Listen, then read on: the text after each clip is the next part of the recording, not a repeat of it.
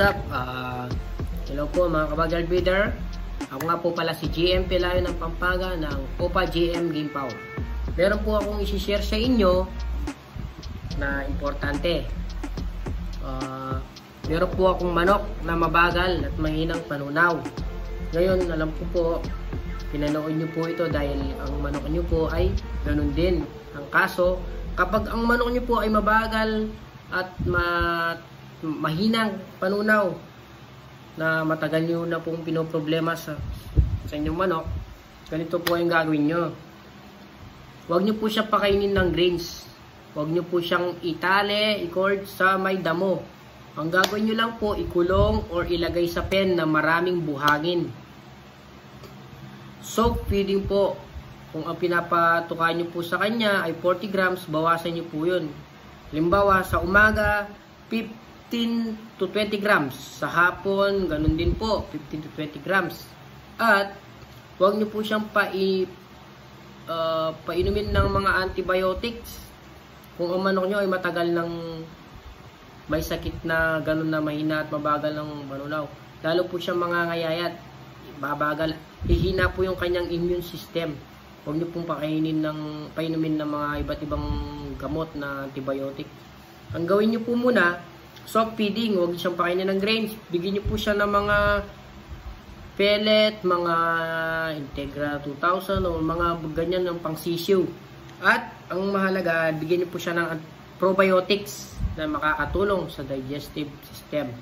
Tulad ng Yakult or Dutch Mill. Dati Yakult po yung binibigay ko.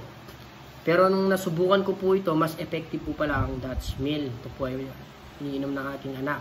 Maganda po ito sa panunaw. Ngayon po, ang gagawin nyo po, kung ayaw nyo pong uminom ng ganito, halimbawa, umaga, painumin nyo siya ng ganito, bigyan nyo siya ng 2 kutsara, 3 kutsara, o kahit ano. Ngayon, kung ayaw niya, rekta nyo po sa kanyang bibig na pili po kayo ng syringe na maliit, tulad ng may 5 ml na syringe, may 3 ml. Mas maganda yung 3 ml. Tanggalin nyo po yung karayom. Ngayon po, kung nahihirapan po kayong maglagay ng syringe sa inyong manok, i-mix nyo lang po ito ng 2 kutsara sa 10 grams or 15 grams na patuka na medyo yung Tegra 1000, 2000 or pellet na mabilis madurog, yung mabilis niya matunawan. Huwag po kayo magbibigay ng kahit anong klase ng grains at huwag nyo po siyang ilagay sa may damo. Ang damo po pala kapag kinain ng manok na mahina at mabagal panunaw, namumuo po pala yan sa kanyang bituka at makikita mo tataiyan ng may damo na hindi natunawan. Ganun po ang na-experience ko sa aking manok. Yun po ang na-experience ko sa aking manok. Lagi ko po siyang nilalagay sa damo kasi masustansya po ang damo kapag talagang favorite nila yan. Akala ko po nakakatulong, masama po pala yung sa manok na mabagal at mahinang panunaw. Yun po ay napanood ko rin po sa YouTube. Nag-search din po ako na ganun po pala yung damo na mahinang panunaw. Namumuo po pala sa bituka para siyang magbabara. Kaya may laman po yung butsi, hindi siya pumapasok sa bituka, yung feeds na nasa butsi pa. Minsan makikita mo yung manok, kahit pinainom mo yan, minsan yung mayroon pa siyang laman na matigas, na parang kulang siya sa tubig. Ngayon, ang gagawin nyo po, soft feeding.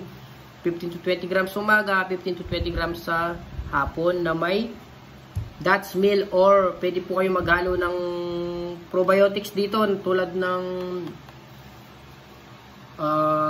Bitmoon Pro. Yun, pwede rin po yun. Kung medyo low budget po kayo, ito na lang. Matipid din po ito. Ito talagang masarap. At meron pa po akong isi-share. True Grits. Pwede po kayo bumili ng True Grits. Pagkatapos yung siyang pinakain or uminom, tapos siyang uminom, isusubuhan niyo po ng True Grits. Kaya lang po, kung medyo low budget po kayo, tulad ko, para makatipid, bumili na lang po kayo ng Stone Grits na bibilihan po sa mga poultry supply or meron yan po yan sa Lazada na nabibili. Siguro may 100 lang po yun. Marami na, 1 kilo. Stone Grits po ang tawag doon. Parehas lang po ng True Grits yun. Mas maganda po yun Stone Grits kasi makakatipid po kayo at bibili po kayo ng empty capsule. Kung ayaw po tukain ng manok yung stone grits. Kasi yung stone grits, mas gusto ng mga ano yun, mga kalapang-kalapati po kasi yun. Yung stone grits, ilalagay nyo po sa empty capsule, bibigay nyo po sa manok pagkatapos niyang kumain, sa hapon o kahit ilang empty capsule pa yung ibibigay nyo sa manok, walang dosage po yan. Para po matulungan yung ano niya, pang tunaw. At pagkatapos nyo po nagawa yung 20 grams sa umaga at 20 grams sa hapon, ito po ay gagawin nyo within 2 weeks to 1 month hanggang sa bumalik na po yung kanyang pangtunaw. Pero wag nyo pong mamadiliin ng yung manok, medyo matagal po ang paghihintay nyo. Kailangan tiyaga-tiyaga lamang po talaga. Limbawa, naka 2 weeks na po kayo, medyo okay na, ipagpatuloy nyo lamang po yung soft feeding hanggang sa nag-a-add po kayo ng, limbawa, nagagawa nyo na po ng 30 grams sa umaga, 30 grams sa hapon, hanggang sa mag-a-add po kayo hanggang sa magiging 40 grams sa umaga at 40 grams sa hapon.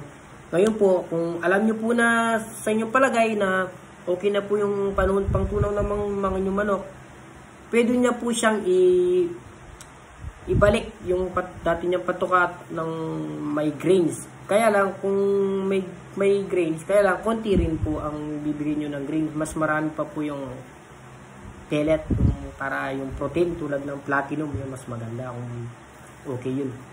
Huwag po kayong maglalagay ng basta-basta na may maraming grains. At maganda po sana yung soft wet feeding na ibabad niyo po yung grains sa tubig ng hanggang sa ito po ay lumambot. Mas maganda po yun para agad niyang matunaw. Basta konti lang po yung pagbibigay ng grains hanggang sa kung alam niyo pong okay na siya, pwede niyo siyang ilagay sa may damuhan para kumain na po siya at mamomonitor niyo po yan kung talagang okay na po yung manok niyo kapag kumain na ng damo. Makikita mo po yan pag pinakain mo ng umaga at hanggang bandang alas 4 o alas 5 tunaw na. Yun, okay na po yung manok nyo. Pero wag nyo pong aalisin yung probiotics. Importante po talaga ang probiotics at electrolytes sa ating manok. Tulad na, lalo na kung mainit na po yung panahon. At meron po rin po akong i-share sa inyo na para hindi na rin po siya ma-heat stroke o ma-atake sa init. Pagbigay din po kayo ng isang kutsarang Epsom salt na sa isang galong tubig, isang kutsara o 2 kutsarang Epsom salt na lalagyan nyo po siya ng Vitamin Pro o mga electrolytes o mga probiotics na powder. Mix nyo po yun para iwas na rin po sa atake. Lalo na ngayon, mainit ngayon, 2023 March. Mainit na po talaga. Ganun po yung ginagawa ko. Kaya sana po ito po ay makatulong. Maraming salamat po sa inyo and God bless.